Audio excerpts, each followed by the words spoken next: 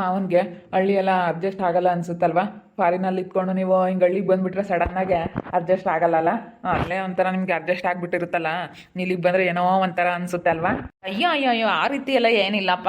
ಇಲ್ಲಿ ನೋಡು, ಆ ಕಡೆ ಹೋದರೆ ಆ ಕಡೆ ಅಡ್ಜಸ್ಟ್ ಆಗ್ತೀನಿ, ಈ ಕಡೆ ಬಂದರೆ ಈ ಕಡೆ ಅಡ್ಜಸ್ಟ್ ಆಗ್ತೀನಿ. ನನಗೆ ಊರ ಕಡೆ ಹೋದಾಗ ನಮ್ಮೂರ ಕಡೆ ಯಾವ ರೀತಿ ಮಾತಾಡ್ತಾರೆ ಅಂತಂದರೆ ಜನ, ನೀನೇನಪ್ಪ ಫಾರಿನಲ್ಲಿ ಇರೋ ಥರ ಇಲ್ವೇ ಇಲ್ವಲ್ಲ ಅಂತ ಹೇಳ್ತಾರೆ. ಆದರೆ ನನಗೆ ಹಂಗಲ್ಲ. ಫಾರಿನಲ್ಲಿದ್ದು ಆ ಕಡೆ ಇದ್ದರೆ ಆ ಕಡೆ ಹೊಂದಾಣಿಕೆ ಮಾಡ್ಕೊತೀನಿ, ಈ ಕಡೆ ಇದ್ದರೆ ಈ ಕಡೆ ಹೊಂದಾಣಿಕೆ ಮಾಡ್ಕೊತೀನಿ, ಆ ಥರ ನಾನು. ಇವತ್ತು ಹೋಗೋಣವಾ ನಿಮ್ಮ ಮನೆಗೆ? ಅಮ್ಮನ ಕರ್ಕೊಂಡ್ಲ ಏನೋ? ನಾವಿಬ್ಬರೇ ಹೋಗೋಣ. ನಾವಿಬ್ಬರೇ ಹೋಗೋಣ ಬಿಡು.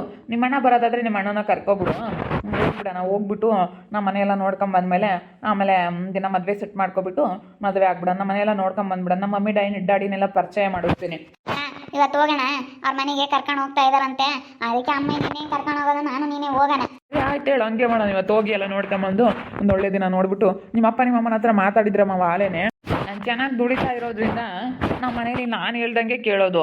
ಇವಾಗ ಅವರು ಏನಿದ್ರು ನಾನು ಮಾತು ಮೀರೋದಿಲ್ಲ. ನಮ್ಮ ಮನೆಗೆ ನಮ್ಮ ಮಮ್ಮಿ ಡ್ಯಾಡಿ ಆಗಲೇಳು ಯಾರೇ ಆಗಲಿ ನನ್ನ ಮಾತು ಮೀರೋದಿಲ್ಲ ಕಣಪ್ಪ.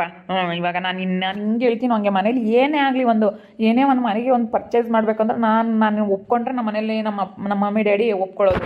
ಅದೇ ನೀವು ಡ್ಯೂಟಿ ರಜೆ ಮಾಡಿದ್ದೀರಾ? ಹೋಗಲ್ವಾ ಇನ್ನು ಫಾರಿನ್ಗೆ? ಫಾರಿನ್ಗಿನ್ನೂ ಹೋಗೋದಿಲ್ಲ. ಫಾರಿನ್ಗೆ ಹೋಗೋಕ್ಕಾಗಲ್ಲ. ಇನ್ನೂ ಮದುವೆ ಆಗಿ ಸ್ವಲ್ಪ ಲೈಫ್ ಸೆಟ್ಲ್ ಮಾಡಿಕೊಂಡು ರಜಾ ಮಾಡಿಬಿಟ್ಟಿದ್ದೀನಿ. ಒಂದು ತಿಂಗಳು 1.5 ತಿಂಗಳು ರಜಾ ಮಾಡಿಬಿಟ್ಟಿದ್ದೀನಿ. ಸ್ವಲ್ಪ ದಿನ ಲೇಟ್ ಹೋಗೋದು. ಅಮ್ಮ ಇಂತ ಹೇಳ್ಬಿಡು, ಅಮ್ಮ ಬಾರಮ್ಮ, ನಾನು ಜೀವಿತ ಇವಾಗ ಹೋಗ್ತಾ ಇದ್ದೀವಿ. ಇವ್ರ ಮನೆಗೆ ಹೋಗಿ ಎಲ್ಲ ನೋಡ್ಕೊಂಬಂದು ಆಮೇಲೆ ಅವ್ರ ಅಪ್ಪ ಅಮ್ಮನ ಒಪ್ಪಿಸ್ಬಿಟ್ಟು ಎಲ್ಲ ಮಾತಾಡ್ಕೊಂಬಂದು ಮದುವೆ ಮಾಡೋದು ಅಂತ ಹೇಳಿ ನಿರ್ಧಾರ ಮಾಡ್ಕೊಂಡಿದ್ವಿ. ಇವತ್ತು ಹೋಗೋಣ ಅಂತ ಹೇಳ್ತಾ ಇದ್ದಾರೆ ಮಾವ ಅವರು.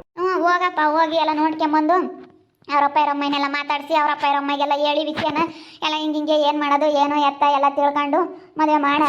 ಇನ್ನೇನು ಲೈಫ್ ಸೆಟ್ಲ್ ಮಾಡ್ಕೊಳ್ಳೋಣವರೆಗೂ ಫಾರಿನ್ಗೆ ಹೋಗಲ್ಲಂತೆ ಕಣಮ್ಮ. ಅದಕ್ಕೇ ಇನ್ನೂ ಸ್ವಲ್ಪ ದಿನ ಬಿಟ್ಟೇನೆ ನಾವು ಫಾರಿನ್ಗೆ ಹೋಗೋದು. ಮದುವೆ ಆಗಿ ಸ್ವಲ್ಪ ಲೈಫ್ ಎಲ್ಲ ಸೆಟ್ಲ್ ಮಾಡ್ಕೊಂಡ್ಮೇಲೆ ನಾವು ಫಾರಿನ್ಗೆ ಹೋಗ್ತೀವಿ. ಇವನೇ ಅಂತ ಗಗನಕ್ಕ ಫಾರಿನ್ ಹುಡ್ಗ, ನೋಡು ಹೆಂಗಿದ್ದಾನೆ ಫಾರಿನ್ ಹುಡ್ಗನ ಇವನು. ಏನಪ್ಪ ಗೊತ್ತಿಲ್ದಲ್ಲ ಏನು ಮಾತಾಡೋಕ್ಕಾಗುತ್ತೆ ಅದೃಷ್ಟ? ನಮ್ಗೇನು ಗೊತ್ತು? ಫಾರಿನ್ ಹುಡ್ಗನೋ, ಬೆಂಗಳೂರು ಹುಡ್ಗನೋ, ಹಳ್ಳಿ ಹುಡ್ಗನೋ, ಏನು ಗೊತ್ತು? ನನಗೆ ಅವೆಲ್ಲ ಗೊತ್ತಿಲ್ಲ. ಇವಳು ನಮ್ಮ ಮುಂದೆ ಬಿಲ್ಡಪ್ ಕೊಡ್ತಾಳೆ ಹಂಗೇನೆ. ಅಯ್ಯೋ ನೋಡ್ಬೇಕು ಹಂಗೇನೆ. ನಾನೇನಾದರೂ ಓಡಾಡ್ತಿದ್ರೆ ಅಂತೂ ಇವಳಂತೂ ಫುಲ್ ಬಿಲ್ಡಪ್ ಕೊಡ್ತಾಳೆ. ನನಗಂತೂ ನೋಡೋಕ್ಕಾಗಲ್ಲ. ಈ ನಮ್ಮೂರಾಗೇನೆ ಯಾರೂ ಇಂಥ ಹುಡುಗನ ಆರಿಸಿಲ್ಲ. ನಮ್ಮ ಅಮ್ಮನಿಗೆ ಇವತ್ತು ಒಳ್ಳೆ ಗಂಡ ಸಿಕ್ತಂಗೆ ಆಯ್ತು ಕಣಪ್ಪ. ನಾನೇನೋ ಇಡೀ ಊರಾಗ ಎಲ್ಲರ ತಗೋ ಜನಗಳ್ತಾಗೆ ಹಂಗೆ ಹೇಳ್ಕೊಂತೀನಿ, ನನ್ನ ಮಗಳಿಗೆ ಒಳ್ಳೆ ಹುಡುಗ ಸಿಕ್ಕಿದಾನೆ, ಫಾರಿನ್ ಹುಡುಗ, ಫಾರಿನಾಗಿರೋ ಅಂಥ ಹುಡುಗ ಸಿಕ್ಕವನೆ. ಯಾರು ಅಂಥ ಲೆವೆಲಾಗಿರೋ ಅಂಥ ಹುಡುಗನ ಯಾರು ಮದುವೆ ಆಗಿಲ್ಲ. ಎಲ್ಲ ಬರೀ ಹಳ್ಳಿಯಾಗಿರೋ ಅಂತನೂ ಬೆಂಗಳೂರಾಗೆಲ್ಲ ಕೆಲ್ಸಕ್ಕೆ ಹೋಗ್ತಾ ಇರೋ ಅಂತನೂ ಹಳ್ಳಿಯಾಗಿರೋ ಹುಡುಗನ ಮದುವೆ ಆಗಿದ್ದಾರೆ. ಫಾರಿನಾಗಿರೋ ಹುಡುಗನ ನಮ್ಮ ಇಡೀ ಊರಾಗೇನೆ ಹುಡುಕೊಂಬಂದ್ರೂ ಯಾರು ಸಿಗಲ್ಲ. ನೀನೇನೆ ನಮ್ಮ ಊರಿಗೆ ಟಾಪ್ ಆಗಿರೋ ಅಳಿಯ ಅಂತ ಹೇಳ್ಬೋದು. ಹೌದು. ಸ್ವಲ್ಪ ಏನಾದರೂ ಇದ್ರೇ ಜನ ಈಗ ಏನಾದರೂ ಒಂದು ಕೆಲಸ ಮಾಡ್ತಾ ಇದ್ದಾರೆ ಅಂತ ಅಂದರೆ ಮಾತ್ರ ಸ್ವಲ್ಪ ಬೆಲೆ ಗೌರವ ಕೊಡ್ತಾರೆ. ಇಲ್ಲ ಅಂತಂದರೆ ಇಲ್ಲ. ಏನು ಬಿಲ್ಡಪ್ ತಾಯಿ, ನನ್ನ ಅಮ್ಮನ ನೋಡಿರುವಲ್ಲ ಇನ್ನೂ ಬಿಲ್ಡಪ್ ಕೊಡ್ತಾರೆ. ಬಾಗನಕ್ಕ ಇವಾಗ ಹೋಗ್ಬಿಟ್ಟು ಅಡುಗೆ ಮಾಡಿ ಜಾನಕಿ ಅವ್ರಿಗೆ ಬೇಗ ಕಳಿಸ್ಬಿಡೋಣ. ತಿಂಡಿ ತಿನ್ನೋಕ್ಕಾಗಲ್ಲ, ಅಡುಗೆನೇ ಕಳಿಸ್ಬಿಡ್ರಿ ಅಂತ ಹೇಳೈತೆ ಅವರಮ್ಮಯ್ಯ. ಮುದ್ದೆ ಮಾಡಿ ಸೊಪ್ಪು ಸಾರು ಮಾಡಿ ಕಳಿಸ್ತೀನಿ. ಜಾನಕಿಗೂ ಆಗುತ್ತೆ ಊಟ ಮಾಡೋಕ್ಕೆ ಸೊಪ್ಪು ಸಾರು ತಿಳಿ ಸಾರಂಗೆ ಮಾಡಿಬಿಟ್ಟು ಕಳಿಸ್ತೀನಿ. ಬಾ, ಅದೃಷ್ಟ ಬೇಕು ಅದಕ್ಕೆಲ್ಲನ. ನನ್ನಂಥ ಫಾರಿನ್ ಹುಡುಗ ಯಾರಿಗೂ ಸಿಗೋದಿಲ್ಲ. ನಮ್ಮ ಇಡೀ ಊರಾಗೆ ಯಾರಿಗೂ ಇರಲ್ಲ. ಚೆನ್ನಾಗಿದ್ದಾರೆ ಅಂತ ಮದುವೆ ಆಗಿ ಎಷ್ಟೋ ಜನ ಬಂದು ತವ್ರ ಮನೆ ಸೇರಿಕೊಂಡು ಈ ರೀತಿ ಇದ್ದಾರೆ. ಆದರೆ ನನ್ನ ಅದೃಷ್ಟನೇ ಬೇರೆ. ದೇವರು ನನಗೆ ಒಳ್ಳೆ ಹುಡುಗನ ಕೊಟ್ಟಿದ್ದಾರೆ. ನನಗೆ ದೇವ್ರು ಕೊಟ್ಟಿರೋಂತಹ ಗಿಫ್ಟ್ ಅಂತ ಹೇಳ್ಬೋದು ಗೊತ್ತಾ ಇವರೇ. ನನಗಂತೂ ನಿಮ್ಮಂಥ ಫಾರಿನ್ ಹುಡುಗ ಸಿಕ್ಕಿರೋದು ನನ್ನ ಅದೃಷ್ಟ. ಆಡ್ಕೊಂಬ ಜನಕ್ಕಿಲ್ಲನ ಇವತ್ತು ನಾನು ತಲೆ ತಗ್ಗಿಸ್ದಂಗೆ ತಲೆ ಎತ್ತಿ ಓಡಾಡೋ ಥರ ಮಾಡಿರೋದು ನೀವು ಸಿಕ್ಕಿರೋದ್ರಿಂದಲೇ. ನನಗಷ್ಟು ಧೈರ್ಯ ಗೊತ್ತಾ? ಮಗಳಿಗೆ ಹೇಳಿ ಅಂದರೆ ಇಲ್ಲಿ ನಮ್ಮೂರಾಗೆ ತುಂಬ ಜನ ಕೆಟ್ಟದ್ದಾಗಲಿ ಅಂತ ಕಾಯ್ತಿದ್ರು. ನಾವು ಒಳ್ಳೆ ಮನೆ ಸಿಕ್ಕಿರೋದು, ನಾವೇ ಚೆನ್ನಾಗಿರೋದು ಅಂತ ತುಂಬ ಜನ ಅನ್ಕೊಂತಿದ್ರು. ಆದರೆ ಇವತ್ತು ನನ್ನ ಮಗಳು ಯಾರ ಮುಂದೂ ಕಮ್ಮಿ ಇಲ್ಲ ಅಂತ ನನಗೂ ಒಂಥರ ಹೆಮ್ಮೆ. ಇವತ್ತು ನನಗೂ ಒಂಥರ ಏನೋ ನನ್ನ ಮನಸ್ಸಾಗೆ ಏನೋ ಒಂಥರ ನನಗೂ ಇವತ್ತು ಧೈರ್ಯ. ನಮ್ಮ ಮಗಳು ಬಿಡ ಯಾರಿಗೇನೇನು ಕಮ್ಮಿ ಇಲ್ಲ ಅಂಬೋ ಥರ ನಮಗೂ ಒಂಥರ ಖುಷಿ. ಇವತ್ತು ನಮಗೂ ನೋಡಿದಷ್ಟು ಸಂತೋಷ ಆಗುತ್ತೆ, ನಿನ್ನೂ ನನ್ನ ಮಗಳನ್ನು ನೋಡಿದಷ್ಟು. ಅಯ್ಯೋ ದೇವ್ರೆ, ಯಾತ್ರೆಗೆ ಆಗ್ತಿಲ್ಲ ಏನಂಗೇನೆ ತಾಯಿ ಮಗಳಿಬ್ರು ಏನು ಬಿಲ್ಡಪ್ ಕೊಡ್ತಾ ಇದ್ದಾರೆ. ನಡಿ ನೋಡ್ತೀಯ. ಅದು ಎಲ್ಲರಿಗೂ ಬರೋದಿಲ್ಲ. ಅವ್ರವ್ರ ಹಣೆಯಲ್ಲಿ ಏನೇನು ಬರ್ದಿರುತ್ತೋ. ಈಗ ಚೆನ್ನಾಗಿದ್ದಾನೆ ಅಂತ ಮದುವೆ ಆಗ್ತಾರೆ, ಅಂದ ಚಂದ ನೋಡಿ ಆಮೇಲೆ ಬಂದು ಜಗಳ ಮಾಡ್ಕೊಂಡು ತವ್ರ ಮನೆಗೆ ಬರ್ತಾರೆ ಅಂತ ಹೆಣ್ಮಕ್ಳು ಇದ್ದಾರೆ ನಮ್ಮೂರಲ್ಲಿ. ಆದರೆ ನಾನು ಮಾತ್ರ ಎಲ್ಲರಿಗಿನ್ನ ಟಾಪ್. ನನ್ನಂಥ ಹುಡುಗ ಯಾರಿಗೂ ಸಿಕ್ಕಿಲ್ಲ, ನನ್ನ ಥರ ಯಾರು ಇರೋದಿಲ್ಲ. ಇಡೀ ಊರಾಗೆ ನಂಬರ್ 1 ಅಂತ ಹೇಳ್ಬೋದು ನಾನು. ಯಾಕಂದರೆ ನನಗೆ ಫಾರಿನ್ ಹುಡುಗ ಸಿಕ್ಕಿರೋದಲ್ಲ. ಎಲ್ಲ ಹಳ್ಳಿಗೆ ಹುಡುಗನ ಮದುವೆ ಆಗಿದ್ದಾರೆ, ಹೊಲ್ದಾಗ ಕೆಲಸ ಮಾಡೋ ಅಂಥ ಹುಡುಗನ ಮದುವೆ ಆಗಿದ್ದಾರೆ. ಆದರೆ ನಾನೇನಿಲ್ಲ, ಎಲ್ಲರಿಗಿನ್ನ ಟಾಪ್ ನಾನು. ಇವಳನು ಇಲ್ಲಿ ಹೋಗ್ತಾ ಇದ್ದಾಳಲ್ಲ ಅಳಿ ಅಂದರೆ, ಇವಳು ಗಂಡನ ಬಿಟ್ಟು ಬಂದವಳೆ. ಮಾತಾಡ್ಕೊಳ್ರಿ, ನಿಮ್ಗೇನು ಮಾಡೋಕ್ಕೆ ಕೆಲಸ ಇಲ್ಲ, ಮಾತಾಡ್ಕೊಂತೀರಾ ಮಾತಾಡ್ಕೊಳ್ರಿ. ಇವರ ನೋಡಕ್ಕಂಗೆ ಹೆಂಗಿದ್ದಾರೆ? ನಾಳೆ ಅಂದರೆ ಚೆನ್ನಾಗಿ ನನ್ನ ಗಂಡ ಚೆನ್ನಾಗಿ ನೋಡ್ಕೊಂತಾನೆ, ಒಳ್ಳೆ ಶ್ರೀಮಂತರು, ಒಬ್ಬನೇ ಮಗ ಅಂತೇಳಿ ಮದುವೆ ಆದ್ಲು. ಆಲೇನೆ ಗಂಡನ ಬಿಟ್ಟು ಬಂದು ತವ್ರ ಮನೆಯಾಗ ಇದ್ದಾಳೆ. ಅದಕ್ಕೆ ಮತ್ತೆ ಅಂತರ್ಗೆಲ್ಲ ಗೊತ್ತಾಗ್ಲಿ ಅಂತ. ಅವಳೇ ನಂಗೆ ಅವಾಗ ನನ್ನಂಗೆ ಯಾರು ಇಲ್ಲ ಅಮ್ಮಂಗೆ ಆಡಾಡು. ಇವಾಗ ಗೊತ್ತಾಗೈತೆ, ಈಗ ಗೊತ್ತಾಗೈತೆ. ಅದಕ್ಕೆ ಮತ್ತೆ ನೋಡಬೇಕು ಸುಮ್ಮನೆ. ಈಗ ಒಳ್ಳೆಯವ್ರಿಗೆ ಎಲ್ಲ ಕೊಟ್ಬಿಡ್ತಾನೆ, ಕೆಟ್ಟವ್ರಿಗೆ ಎಲ್ಲ ಕೊಟ್ಬಿಡ್ತಾನಂತೆ ದೇವರು. ಪ್ರತಿಯೊಂದನ್ನು ಎಲ್ಲ ಕೊಟ್ಬಿಡ್ತಾನಂತೆ, ಆಮೇಲೆ ಕೊನೆಗೆ ಕೈ ಬಿಡ್ತಾನಂತೆ. ನಮ್ಗೆ ಹಂಗಲ್ಲ ದೇವರು, ಏನು ಕೊಡಲಿಲ್ಲ, ಇವಾಗ ನಮಗೆ ಕಷ್ಟ ಕೊಟ್ಟು ನಮ್ಗೆ ಇವಾಗ ಕೈ ಹಿಡಿತಾ ಇದ್ದಾನೆ ದೇವರು. ನಮ್ಮ ಮಾವ ಸಿಕ್ಕಿರೋದು ಇವಾಗ ನಮಗೆ ದೇವ್ರ ಕೈ ಹಿಡ್ದಂಗೆ ಆಗೈತೆ ಗೊತ್ತಾ, ಆ ರೀತಿ. ಈಗ ಕೆಟ್ಟವ್ರಿಗೆ ಒಳ್ಳೆ ಸುಖ ಕೊಟ್ಬಿಟ್ಟು ಲಾಸ್ಟಿಗೆ ಕೈ ಬಿಡ್ತಾನೆ, ಆ ರೀತಿ. ಇವತ್ತು ನಮಗೆ ನೋಡು, ನಮ್ಮ ಮಾವ ದೇವ್ರು ಬಂದಂಗೆ ಆಗೈತೆ ನಮ್ಮ ಪಾಲಿಗೆ. ಇವತ್ತು ದೇವ್ರು ಬಂದಂಗೆ ಆಗೈತೆ. ನನ್ನ ತಂಗಿ ನಾವು ಹುಡ್ಕಿದ್ರು ನಾವು ಫಾರಿನ್ ಹುಡುಗಕ್ಕೆ ಆಗ್ತಿರ್ಲಿಲ್ಲ. ಯಾಕಂದರೆ ನಮ್ಮನೆ ಪರಿಸ್ಥಿತಿ ಹಿಂಗೆ, ನಮ್ಮ ಅಪ್ಪ ನೋಡಿದ್ರೆ ಹಿಂಗೆ, ನಮ್ಮ ಅಪ್ಪ ಏನಾರು ಒಂದು ಮಾತಾಡ್ತಿರುತ್ತೆ. ಇವಾಗ ನಮಗೆ ಅಡ್ಜಸ್ಟ್ ಆಗೋ ಅಂಥವ್ರು, ನಮಗೆ ತಕ್ಕಂಗೆ ಹಳ್ಳಿ ವಾತಾವರಣಕ್ಕೆ ತಕ್ಕಂಗೆ ಫಾರಿನ್ಗೂ ಹೊಂದ್ಕೊತಾರೆ, ಹಳ್ಳಿಗೂ ಹೊಂದ್ಕೊತಾರೆ. ಇಂಥವ್ರು ಸಿಕ್ಕಿರೋದು ನಮ್ಮ ಪುಣ್ಯ ಅಂತಲೇ ಹೇಳ್ಬೋದು.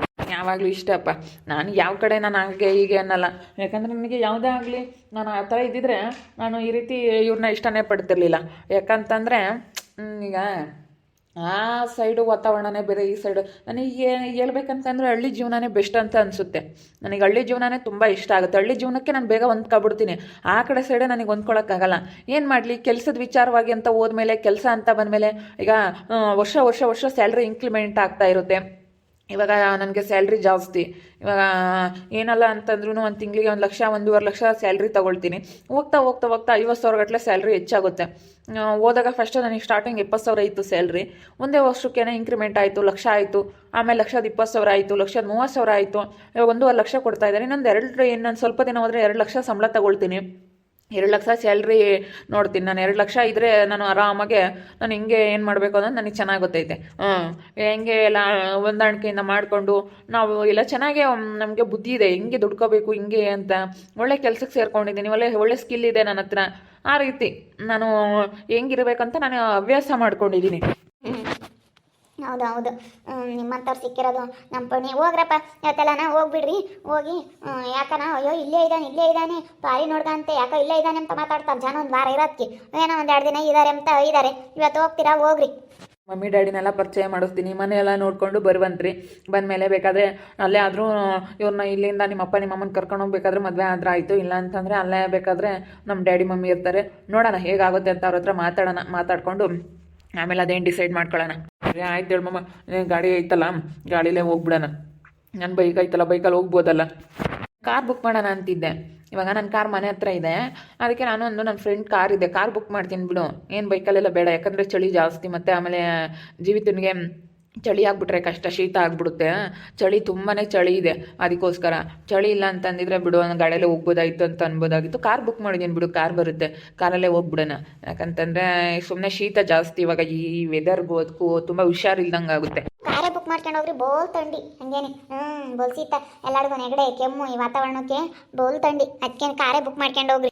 ನೋಡಿದ್ರಲ್ಲ ವೀಕ್ಷಕರೇ, ಫಾರಿನ್ ನೋಡ್ದ ಅದೃಷ್ಟನಿಗೂ ಸಿಕ್ಕಿಲ್ಲ, ಗಗನನಿಗೂ ಸಿಕ್ಕಿಲ್ಲ ಅಂತವ್ರಿಗೆ. ನನ್ನಂಥವ್ರಿಗೆ ಸಿಕ್ಕಿರೋದು ನನ್ನ ಪುಣ್ಯ ಅಂತಲೇ ಹೇಳ್ಬೋದು. ಇವತ್ತು ನಾವು ಇವ್ರ ಮನೆಗೆ ಹೋಗ್ತಾ ಇದ್ದೀವಿ. ಹೋಗ್ಬಿಟ್ಟು ಅವ್ರ ಅಪ್ಪ ಅಮ್ಮನೆಲ್ಲ ನೋಡಿಕೊಂಡು, ಅವ್ರ ಮನೆಯೆಲ್ಲ ನೋಡಿಕೊಂಡು ಎಲ್ಲನ ನಾವು ಮದುವೆ ಆಗಬೇಕು ಅಂತ ಅಂದ್ಕೊಂಡಿದ್ವಿ. ಇವತ್ತು ಹೊರಡ್ತಾ ಇದ್ದೀವಿ. ಬಂದು ಒಂದು 3-4 ದಿವಸ ಆಯಿತು. ಒಂದು 3-4 ದಿವಸ ಇದ್ದು ಇವಾಗ ನಾವು ಹೋಗ್ತಾ ಇದ್ದೀವಿ. ಸುಧು ಮನೆಗೆ ಹೋಗ್ತಾ ಇದ್ದೀವಿ ಇವತ್ತು. ಎಲ್ಲರೂ ಈ ವಿಡಿಯೋ ಇಷ್ಟ ಆಗಿದ್ರೆ ಒಂದು ಲೈಕ್ ಮಾಡೋದನ್ನ ಮಾತ್ರ ಮರಿಬೇಡಿ. ಹಾಗೆ ನಿಮ್ಮ ಅಭಿಪ್ರಾಯಗಳನ್ನು ಕಮೆಂಟ್ಸ್ ಮೂಲಕ ತಿಳಿಸಿ. ಹಾಗೆ ನಿಮ್ಮ ಫ್ಯಾಮಿಲಿ ಮೆಂಬರ್ ಜೊತೆ ವಿಡಿಯೋನ ಶೇರ್ ಮಾಡಿ. ಇನ್ನೂ ಯಾರ್ಯಾರು ನಮ್ಮ ಚಾನಲ್ ಸಬ್ಸ್ಕ್ರೈಬ್ ಮಾಡ್ಕೊಂಡಿಲ್ಲ, ಸಬ್ಸ್ಕ್ರೈಬ್ ಮಾಡ್ಕೊಳ್ಳಿ ಅಂತ ಹೇಳ್ತಾ ಈ ವಿಡಿಯೋನ ಎಂಡ್ ಮಾಡ್ತಾ ಇದ್ದೀನಿ. ಮುಂದಿನ ವಿಡಿಯೋ ಮುಖಾಂತರ ಎಲ್ರಿಗೂ ಸಿಗ್ತೀನಿ. ಎಲ್ರಿಗೂ thank you, tata, bye bye, see you.